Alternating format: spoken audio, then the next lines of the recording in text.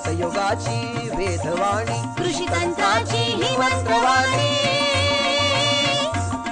किसान वाणी, किसान वाणी, किसान वाणी, किसान वाणी.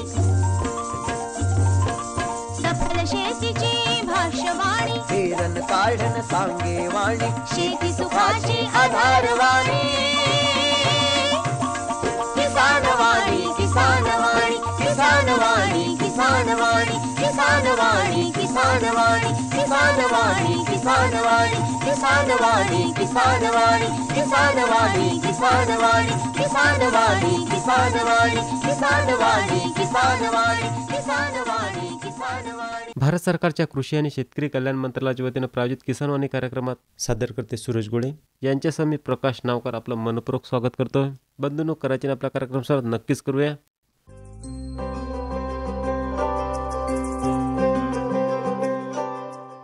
कार्यक्रमात पुन्हा एकदा आपलं मनपूर्वक स्वागत. कार्यक्रमाच्या सुरुवातीला ऐकूया दैनंदिन कृषीवाणी. वाचक स्वर आहे आरती देशमुख यांचा. शेतकरी बंधू भगिनींनो नमस्कार. कृषीवाणीमध्ये आज ऐकूया शेवग्याची लागवड याबद्दलची माहिती. ही माहिती प्राप्त झाली आहे कृषी मूल्य योजना डॉक्टर पंजाबराव देशमुख कृषी विद्यापीठ अकोला यांच्याकडून. शेवगा हे सर्वांच्या परिचयाचे अल्पावधीत उत्पन्न देणारे भाजीपाल्याचे वृक्ष आहे. भारतात तामिळनाडू, गुजरात आणि महाराष्ट्र या राज्यात शेवग्याची व्यापारी तत्वावर लागवड केली जाते. आयुर्वेदिक दृष्ट्या शेवगा झाडाला अनन्यसाधारण महत्त्व आहे. शेवग्याच्या बियांपासून बेन ऑइल बनवितात. ही वनस्पती निर्यातक्षम असल्यामुळे शेतकऱ्यांना आर्थिक मिळकत देणारी आहे. शेवग्याची लागवड सर्व प्रकारच्या जमिनीत करता येते. महाराष्ट्रातील हवामान शेवगा लागवडीसाठी उपयुक्त असून भरपूर फुलोऱ्याकरिता सूर्यप्रकाश आणि कोरडे हवामान आवश्यक असते. शेवगा लागवडीसाठी हलकी, मध्यम आणि भारी यापैकी कोणत्याही प्रकारची जमिनीची निवड करता येते. शेवग्याची रोपे प्लास्टिक पिशव्यामध्ये तयार केली जातात. बी लागवडीनंतर साधारणतः 30 दिवसात रोप पुनर्लागवडीसाठी तयार होते. पिशवीत बियांची लागवड ही 2 सेंटीमीटर खोलीवर करावी. पाण्याची सोय असल्यास शेवग्याची लागवड कोणत्याही हंगामात करता येते, परंतु पावसाच्या पाण्यावर लागवड करावयाची असल्यास जून-जुलै महिन्यात 1-2 पाऊस झाल्यावर लागवड करावी. लागवडीसाठी 1.5 फूट आकाराचे खड्डे खोदावे. त्यामध्ये प्रत्येकी शेणखत 1 घमेले आणि 250 ग्राम मिश्र खत या प्रमाणात टाकावे. सिंगल सुपर फॉस्फेट आणि 5 ते 10 ग्राम फोरेट टाकून मिश्रण मातीत एकत्र करून खड्डा भरावा आणि प्रत्येक खड्ड्यात 1 रोप लावावे. दरवर्षी पावसाळ्याच्या सुरुवातीला 70 ग्राम नत्र, 70 ग्राम स्फुरद आणि 50 ग्राम पालाश द्यावे. बागायती क्षेत्रात 10 ते 15 दिवसांच्या अंतराने आणि हलक्या जमिनीत 8 ते 10 दिवसांच्या अंतराने पाणी द्यावे. शेवग्याचे झाड झपाट्याने वाढणारे असल्यामुळे 6 महिन्यात शेंगा येण्यास सुरुवात होतात. म्हणून सुरुवातीस वळण देणे गरजेचे आहे. यासाठी लागवडीनंतर झाडांची उंची 4 फूट झाल्यावर 3 फूट ठेवून वरील सर्व भाग छाटून टाकावा. त्यामुळे बगल फूट होऊन नवीन फांद्यांवर शेवग्याचे उत्पन्न मिळते. मे मध्ये जमिनीवर नैसर्गिक आच्छादन टाकली जातात. अशा प्रकारच्या आच्छादनामुळे जमिनीची धूप थांबविण्यास मदत होते. शेवग्याच्या जातीनुसार लागवडीपासून 6 ते 7 महिन्यांनी शेवग्याचे उत्पन्न सुरू होते. 25 ते 30 किलो शेंगा प्रति झाड याप्रमाणे शेवग्याचे उत्पन्न मिळते. शेंगा मांसल आणि मध्यम अवस्थेत तोडाव्यात. काढणीनंतर विक्रीपूर्वी शेंगांची जाडी, पक्वता आणि लांबीनुसार प्रतवारी करावी. शेतकरी बंधूंनो, आत्ताच आपण ऐकली शेवग्याची लागवड याबद्दलची माहिती. ही माहिती प्राप्त झाली होती डॉक्टर पंजाबराव देशमुख कृषी विद्यापीठ अकोला यांच्याकडून. आताच आपण दैनंदिनी कृषीवाणी ऐकलीत. वाचक स्वर होता आरती देशमुख यांचा. अरे अरे अरे क्या कर रहा है? इधर इधर इधर हम बोल रहे हैं तेरे बीजू का. उतला बोल रहा है? पक्षियों से तो हम खेत को बचा लेते हैं, पर इन घातक रसायनों से कैसे बचाएं? मतलब? देख बेटा, तू जो ये अंधाधुंध रसायन मिलाता है ना, मिट्टी की सेहत बिगड़ने लगी है. और जब माटी ही कमजोर पड़ जाएगी तो उपज कैसे सेहतमंद होगी? अरे पहले ऐसा नहीं था. पूछना अपने बड़े बुजुर्गों से, कैसे फसल लहलहाती थी, शुद्धता झलकती थी. हाँ, माटी भी तंदुरुस्त और लोग भी. अरे पहली वाली बात कहाँ, पर अब तो सभी डाले हैं। सब नहीं, आज भी लाखों जागरूक किसान परंपरागत विधि से फसल उगा रहे हैं। खर्चा कम और उपज की कीमत भी बेहतर पा रहे हैं। सच है? रे बेटे एक्सपीरियंस से बता रहे हैं, धूप में बाल सफेद नहीं किए हैं। हाँ। ठीक है भाई, मैं भी आज से जैविक खेती शुरू करूंगा। माटी से प्रेम की परंपरा है, परंपरागत खेती।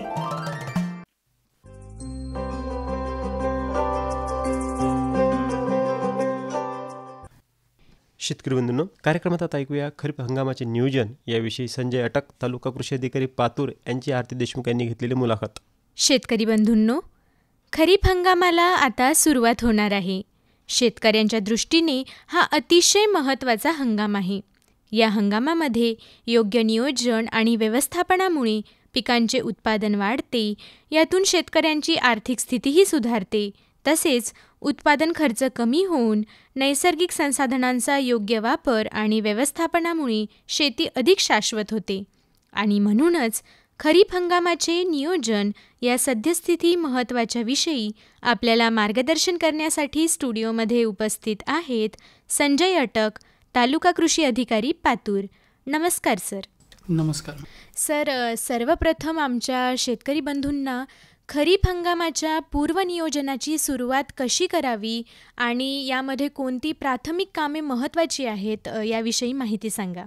निश्चितच खरीप पूर्व नियोजनामध्ये सर्वप्रथम माती परीक्षण करणे महत्त्वाचे आहे. आपल्या जमिनीतील पोषक तत्वाची पातळी आणि कमतरता जाणून घेतल्यास खताचा योग्य वापर करता येतो. दुसरे म्हणजे गेल्या हंगामातील पिकाचे अवशेष आणि कचरा शेतातून पूर्णपणे काढून टाकावा. यामुळे जमिनीची मशागत करणे सोपे जाते आणि रोगाचा प्रादुर्भाव कमी होतो. सर, तुम्ही आत्ताच सांगितलं की खरीप हंगामाच्या पूर्वनियोजनाची सुरुवात माती परीक्षणाने करावी. यानंतर आमच्या शेतकरी बंधूंना हे माती परीक्षण नेमके कसे करावे याबद्दल माहिती सांगा. निश्चितच तुमच्या शेतातील मातीचा योग्य आणि प्रातिनिधिक नमुना घेणे महत्त्वाचे आहे. यासाठी तुमच्या विविध भागातून उदाहरणार्थ प्रत्येक कोपऱ्यातून ठराविक खोलीपर्यंत मातीचे नमुने घ्यावे व ते एकत्र मिसळावे. एका ठिकाणाहून नमुना घेतल्यास तो संपूर्ण शेताचे प्रतिनिधित्व करणार नाही. माती नमुना घेण्यासाठी वापरलेली उपकरणे स्वच्छ असल्याची खात्री करा. दूषित नमुन्यामुळे चुकीचे निष्कर्ष मिळू शकतात. प्रयोगशाळेत आवश्यकतेनुसार प्रमाणात मातीचा नमुना घ्यावा. सहसा 500 ग्रॅम ते 1 किलोपर्यंत माती पुरेशी असते. प्रत्येक नमुन्यावर तुमच्या शेताचे नाव, नमुना घेतल्याची तारीख, ठिकाण स्पष्टपणे नमूद करा. यामुळे प्रयोगशाळेला नमुन्याची माहिती समजण्यास मदत होईल. माती नमुना घेतल्यानंतर तो शक्य तितक्या लवकर प्रयोगशाळेत पाठवावा. जास्त वेळ ठेवल्यास माती रासायनिक घटकामध्ये बदल होण्याची शक्यता असते. ओल्या मातीचा नमुना असल्यास तो सावलीत सुकून मग पाठवावा.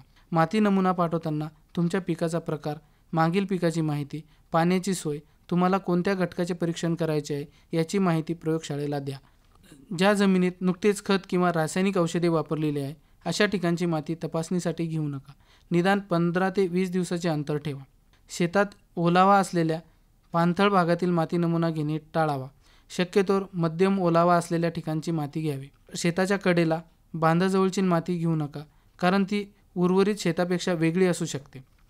माती नमुना ठेवण्यासाठी स्वच्छ प्लास्टिक पिशवीची किंवा प्रयोगशाळेने दिलेली विशेष पिशवी वापरा.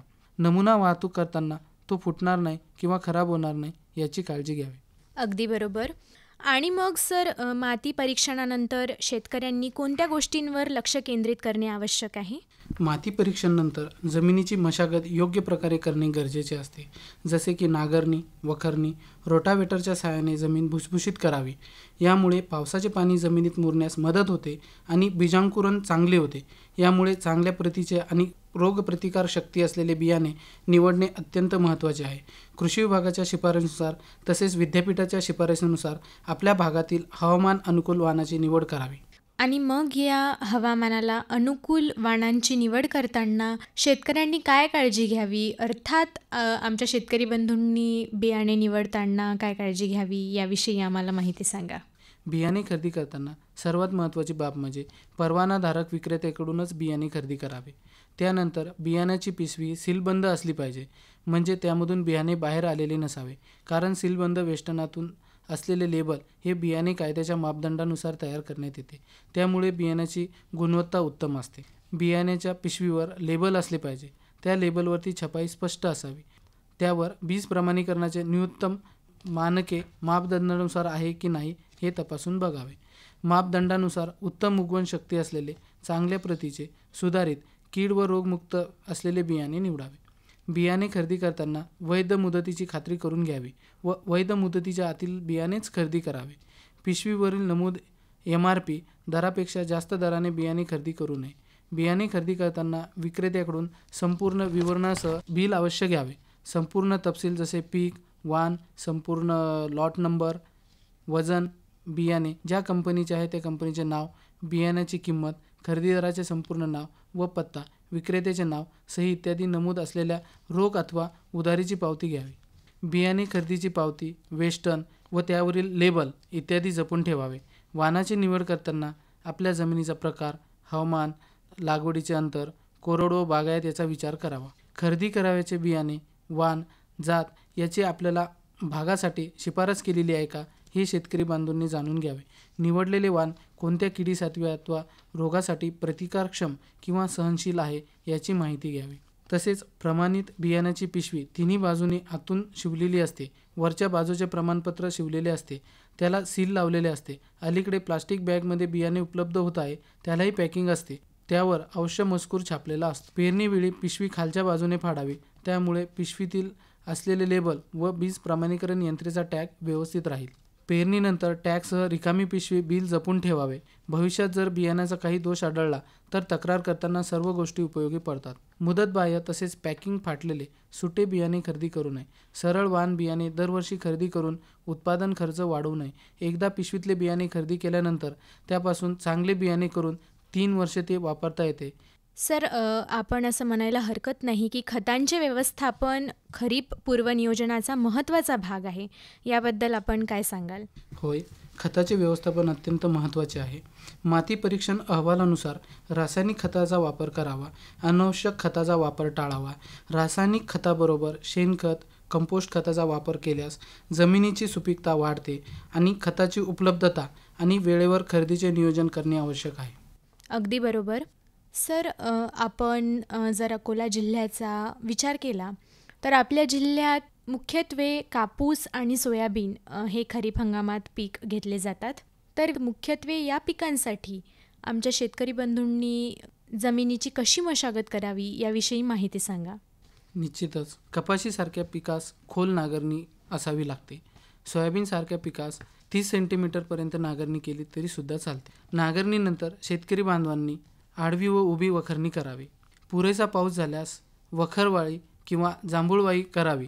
यामुळे 30 ते 35% तणाची तीव्रता कमी होते. शेवटच्या वखरणीपूर्वी शेतकरी बांधवांनी कोरडवाहू शेत असल्यास हेक्टरी 12 ते 15 बैलगाडी शेणखत घालावे. तसेच बागायती शेत असल्यास 20 ते 25 गाडी शेणखत टाकावे. सर, पुढचा महत्त्वाचा प्रश्न असा आहे की पाणी व्यवस्थापनाच्या दृष्टीने खरीप पूर्वनियोजन आमच्या शेतकरी बंधूंनी कसं करावं? खरीप हंगाम जरी पावसाळ्यावर आधारित असला तरी पावसाच्या अनियमिततेमुळे पाण्याची गरज भासू शकते. त्यामुळे शेतात पाणी साठवणुकीची व्यवस्था करणे महत्त्वाचे आहे. जसे की शेततळे तयार करणे, अस्तित्वात असलेल्या जलस्रोताची दुरुस्ती करणे, तसेच आधुनिक सिंचन पद्धती जसे की ठिबक सिंचन, तुषार सिंचन याचा वापर करण्याचा शेतकऱ्यांनी विचार. नक्कीच. सर, शेतकऱ्यांचा सर्वात मोठा शत्रू म्हणजे कीड आणि रोग. तर मग या खरीप हंगामाची पूर्वतयारी करताना कीड आणि रोग व्यवस्थापनासाठी शेतकऱ्यांनी आतापासून काय तयारी करावी?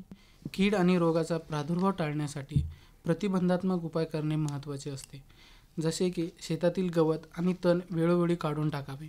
गेल्या हंगामात ज्या पिकांवर जास्त कीड आणि रोगांचा प्रादुर्भाव झाला होता त्या पिकाची फेरपालट करावे. तसेच जैविक कीटकनाशकाचा वापर करावा. अगदी बरोबर. रासायनिक कीटकनाशकांप्रमाणे जैविक कीटकनाशक मातीचे पोत खराब न करता तिची सुपीकता कायम ठेवतात. यासाठीच आपल्याला सरांनी जैविक कीटकनाशकांचा वापर करण्याचा सल्ला दिला आहे. आशा करते आमचे शेतकरी बंधू नक्की हा सल्ला ऐकतील. सर, पुढे खरीप हंगामाची तयारी करताना शेतकरी बंधूंना विविध अवजारे आणि इतर सामग्री पण लागते. तर मग आमच्या शेतकरी बंधूंनी ही अवजारे आणि सामग्रीची तयारी नेमकी कधी करावी याविषयी आम्हाला माहिती सांगा. खरीप हंगामातील पेरणी आणि इतर कामांसाठी लागणारी अवजारे जसे की नांगर, वखर, पेरणी यंत्र याची तपासणी करून ती दुरुस्त आहे का नाही याची दक्षता घ्यावी. वेळेवर दुरुस्ती न केल्यास ऐनवेळी अडचण येऊ शकते. तसेच आवश्यक असणारी रासायनिक खते याची उपलब्धता तपासून पाहावी. अगदी बरोबर. सर, आताच तुम्ही आम्हाला खरीप हंगामापूर्वी आमच्या शेतकरी बंधूंनी काय पूर्वतयारी करावी याविषयी सखोल मार्गदर्शन केले. पण सर, प्रश्न असा पडतो की ही सर्व पूर्वतयारी केल्यानंतर आमच्या शेतकरी बंधूंनी नेमकी पेरणी कधी करावी? मान्सून पावसाचे आगमन झाल्यावर साधारण 75 ते 100 मिलीमीटर पाऊस झाल्यावर तसेच पुरेशी ओल व वापसा परिस्थिती झाल्यावरच शेतकरी बांधवांनी पेरणी करावी. नक्कीच. सर, यानंतरचा प्रश्न नक्कीच आमच्या सर्व शेतकरी बंधूंना पडत असेल की शासनाच्या नेमक्या कोणकोणत्या योजना शेतकऱ्यांसाठी उपलब्ध आहेत ज्यांचा लाभ ते खरीपपूर्व नियोजनासाठी घेऊ शकतात? शासनाच्या अनेक कृषी योजना शेतकऱ्यासाठी उपलब्ध आहे. जसे की बियाणे अनुदान योजना, सिंचन योजना, कृषी यांत्रिकरण योजनेचा समावेश आहे. शेतकऱ्यांनी आपल्या गावातील कृषी सहाय्यक, कृषी पर्यवेक्षक, मंडळ कृषी अधिकारी किंवा तालुका कृषी अधिकारी यांच्याशी संपर्क साधून या योजनेची माहिती घ्यावी आणि त्यांचा लाभ घ्यावा. शेतकरी बांधवांनी राज्य पुरस्कृत कृषी यांत्रिकरण योजना तसेच केंद्र पुरस्कृत यांत्रिकरण योजनेचा लाभ घ्यावा. सदर योजनेमध्ये ट्रॅक्टर चलित अवजारे, स्वयंचलित अवजारे, स्प्रेयर, शेतकरी बांधवांना अल्प व अत्यल्प भूधारक व महिला शेतकरी असल्यास 50% अनुदानावर लाभ देण्यात येतो. तसेच सर्वसाधारण शेतकरी असतील त्यांना 45% लाभ मिळतो. तसेच राष्ट्रीय अन्न सुरक्षा योजनेअंतर्गत शेतकरी बांधवांना प्रात्यक्षिकसाठी बियाणे मिळतात. तसेच सर्टिफाईड सीडसुद्धा शेतकऱ्यांना अनुदान तत्त्वावर उपलब्ध होते. ज्या शेतकऱ्यांना प्रात्यक्षिक अंतर्गत बियाणे वाटप केलेले आहे त्या शेतकऱ्यांना पीक वाढीच्या अवस्थेनुसार तसेच प्रात्यक्षिक अंतर्गत वाटप करण्यात आलेल्या बियाणासोबत शेतकरी बांधवांना जैविक बुरशीनाशके, पिवळे चिकट सापळे, फेरोमन ट्रॅप इत्यादी वाटप करण्यात येते. आता अत्यावश्यक योजना आहे प्रधानमंत्री कृषी सिंचन योजना. सदर योजनेअंतर्गत आपण शेतकरी बांधवांना ठिबक सिंचन, मायक्रो स्प्रिंकलर या घटकांचा लाभ देतो. सदर घटकांतर्गत आपल्याला 75% ते 80% अनुदान मिळते. शेतकऱ्यांसाठी मुख्यमंत्री शाश्वत सिंचन योजनेअंतर्गत शेततळे. सदर योजनेमध्ये आपण 8 प्रकारचे शेततळे शेतकरी बांधवांना महाराष्ट्र शासनाकडून देण्यात येतात.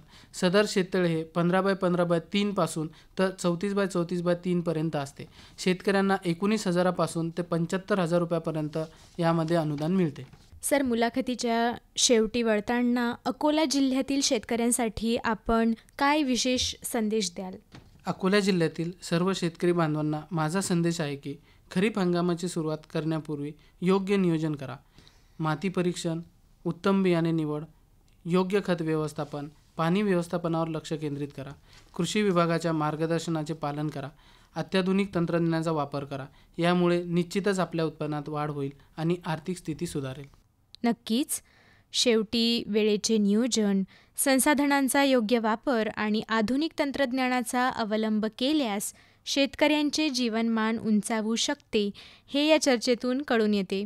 याच शेवटच्या प्रश्नासह मी आपले आभार मानते सर की तुम्ही या महत्त्वाच्या विषयावर आमच्या शेतकरी बंधूंना मार्गदर्शन केले. वेळात वेळ काढून आपण या मुलाखतीसाठी आलात यासाठी मी आपल्याला ऐकणाऱ्या शेतकऱ्यांकडून आणि आकाशवाणी अकोलातर्फे मनःपूर्वक आभार मानते.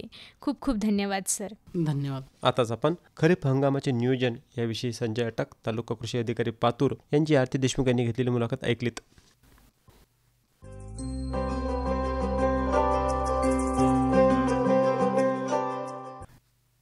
आता ऐकूया कृषी उत्पन्न बाजार समिती अकोला यांच्याकडनं प्राप्त आजचे शेतमालाचे बाजारभाव. हे बाजारभाव प्रति क्विंटलमध्ये असून कमीत कमी आणि जास्तीत जास्त अशा स्वरूपाचे आहेत.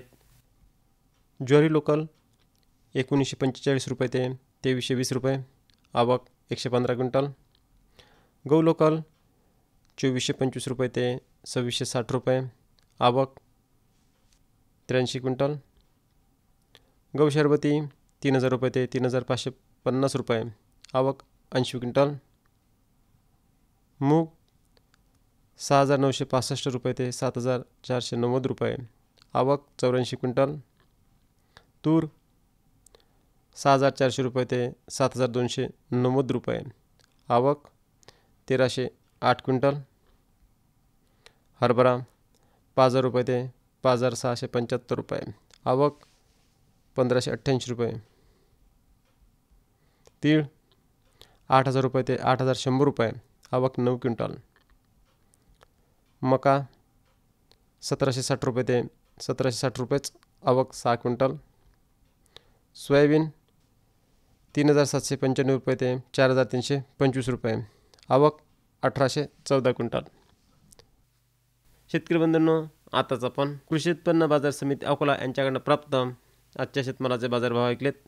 हे बाजारभाव प्रति क्विंटलमध्ये असून कमीत कमी आणि जास्तीत जास्त अशा स्वरूपाचे होते.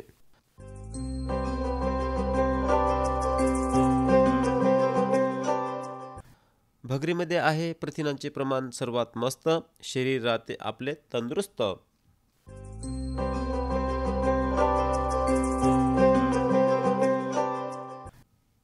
नाचणीमध्ये आहे सर्वात जास्त कॅल्शियम. राहील हाडे मजबूत तर काय करेल यम.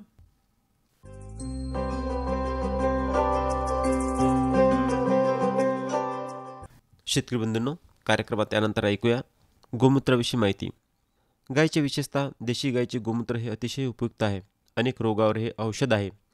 यात अनेक प्रकारचे औषधी गुणधर्म आहेत. प्रत्येक निरोगी गाय रोज साधारणतः 8 ते 10 लिटर गोमूत्र देते. याचे महत्त्व आपल्याला ज्ञात नसल्याने ते धरले जात नाही. त्यामुळे अत्यंत उपयुक्त असे गोमूत्र वाया जाते. गोमूत्र प्राणी, माणूस, वनस्पती आणि पीक यांच्यासाठी वेगवेगळ्या कारणांसाठी उपयुक्त आहे. शेती व्यवसायात गोमूत्र फार उपयुक्त आहे.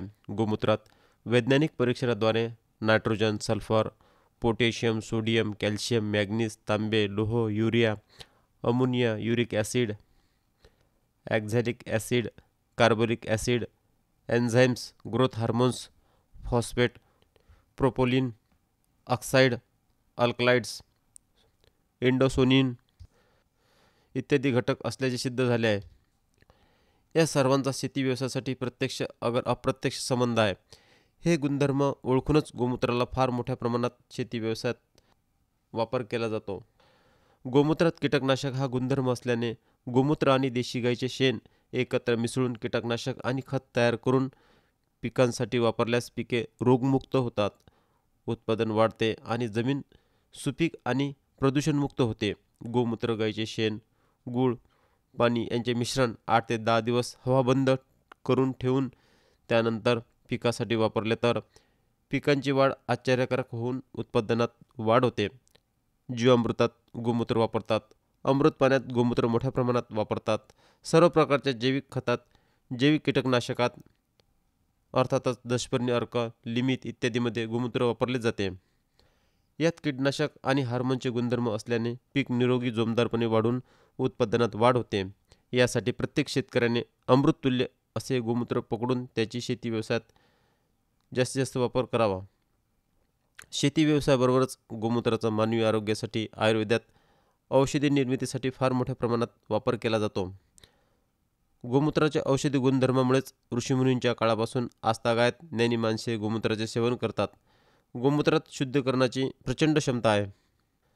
गोमूत्र सेवनाने रोगप्रतिकारक शक्ती वाढते. गोमूत्र हे पित्तकारक वात कफनाशक आहे. गोमूत्र हे ईश्वराने निरोगी जीवासाठी दिलेले वरदान आहे. शरीर, मन यांचे शुद्धीकरण करून उत्साह, आनंद विकसित करते. कामधेनू चिकित्सा पद्धत ही एक उपयुक्त पद्धत आहे. गोमूत्राच्या सेवनाने स्मरणशक्ती आणि बुद्धीचा विकास होतो. गोमूत्राच्या सेवनाने कोलेस्ट्रॉल नियंत्रित राहून रक्तभिसरण सुव्यवस्थित चालते. गोमूत्रात अ, ब, क, ड आणि ई जीवनसत्वे आहेत. यकृताच्या जॉन्डिस रोगावर गुणकारी आहे. गोमूत्र हे विषनाशक आहे. शरीरात तयार होणारे विष बाहेर टाकण्यासाठी गोमूत्राचे सेवन करतात. आयुर्वेदातील वनस्पतीचे शुद्धीकरण करून घेण्यासाठी गोमूत्रात बुडवतात. पित्त प्रवृत्तीच्या माणसाने गोमूत्र सेवन करू नये. मात्र गोमूत्र वात आणि कफनाशक आहे. गुडघे, कमर, स्नायूच्या वेदना थांबवण्यासाठी गोमूत्र गुणकारी आहे. गोमूत्रातील 6 प्रकारचे ॲसिड वातावरणातील जंतू मारतात आणि वातावरण आरोग्यदायी करतात. म्हणूनच 16 संस्कारात अर्थातच धर्मसंस्कारात गोमूत्र वापरतात. देशी गायीचे शेण, गोमूत्र आणि तूप यांच्या मिश्रणाने इथिलीन ऑक्साईड निर्माण होऊन या वायूमुळे वातावरणातील रोगजंतू मरतात. म्हणून या मिश्रणाच्या गॅसने ऑपरेशनची खोली निर्जंतुक करतात. देशी गायच्या शेणात तूप, जवस, तीळ, तांदूळ, साखर टाकून हवन केल्यास प्रोलिन ऑक्साईड नावाचा गॅस उत्पन्न होतो. हा गॅस पाऊस पाडण्यास मदत करतो. गोमूत्र सेवनाने असह्य रोग बरे होतात. यौवन हार्मोन्स वाढतात. गोमूत्र सेवनाने आपली सर्व इंद्रिये स्वस्थ आणि सक्रिय राहतात. एकंदरीत गोमूत्रात प्रचंड प्रमाणात औषधी गुणधर्म असल्याने आयुर्वेदिक औषधात मोठ्या प्रमाणात गोमूत्राचा वापर करतात. गायीपासून फुकट मिळणाऱ्या या अमृततुल्य गोमूत्राचा वापर करून घेण्यासाठी दक्ष राहून गोमूत्र संकलित केले पाहिजे. याचा वापर शेती व्यवसायात आणि आपल्या मानवी आरोग्यात तसेच औषधासाठी वापर करायला पाहिजे. शेती व्यवसायाला आणि मानवी आरोग्याला गोमूत्र हे वरदान आहे. या वरदानाचा आपण सर्वजण मिळून वापर करावा. आताच आपण गोमूत्राविषयी माहिती ऐकलीत.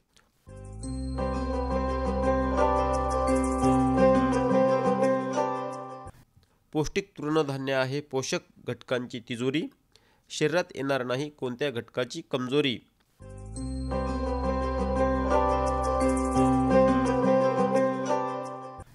अन्नधान्य म्हणून घ्याल तृणधान्याची रास. मिळेल आरोग्याची हमी हमखास.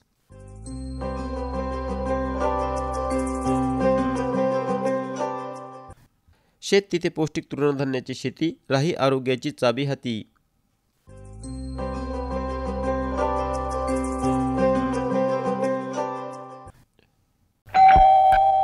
सर्वोत्कृष्ट शेतकऱ्याचा पुरस्कार मिळाला आहे हरीला.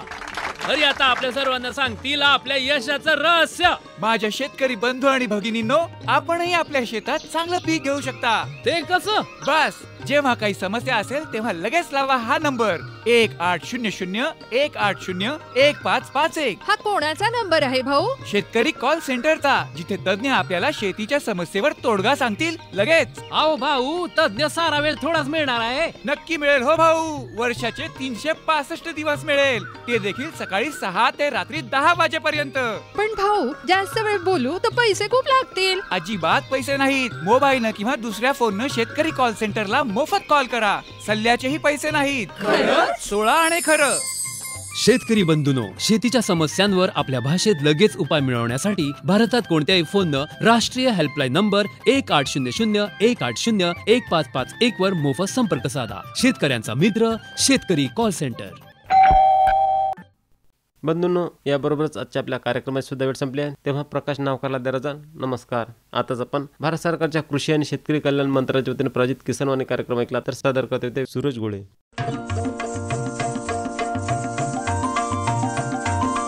किसानवाणी किसानवाणी किसानवाणी किसानवाणी. हिरव्या स्वप्नांची साध्यवाणी, प्रगत योगाची वेधवाणी, कृषी तंत्राची ही मंत्रवाणी. किसानवाणी किसानवाणी किसानवाणी किसानवाणी. सफल शेतीची भाष्यवाणी, पेरन काढन सांगे वाणी, शेती सुखाची आधारवाणी. किसानवाणी किसानवाणी किसानवाणी किसानवाणी किसानवाणी किसानवाणी किसानवाणी किसानवाणी किसानवाणी किसानवाणी किसानवाणी किसानवाणी किसानवाणी किसानवाणी किसानवाणी किसानवाणी किसानवाणी.